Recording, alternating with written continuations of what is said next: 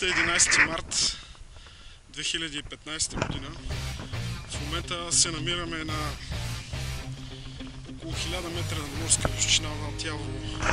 Само искам да ви припомня, че на 7 и 8 март валя сняг и в момента положението е следното. Точно сме на разклона на село Яврово в посока Горски кът и снежната покривка е над 80 см.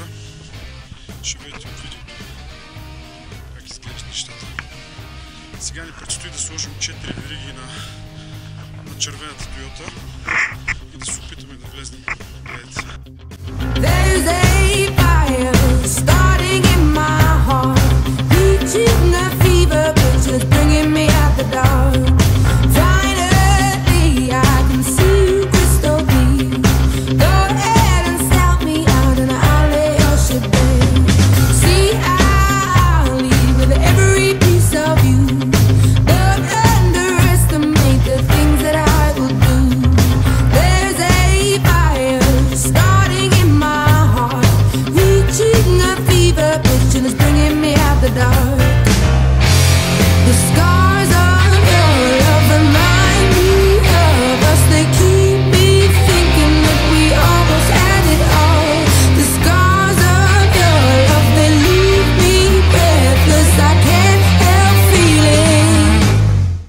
Да ви кажа, обстановката е много тежка.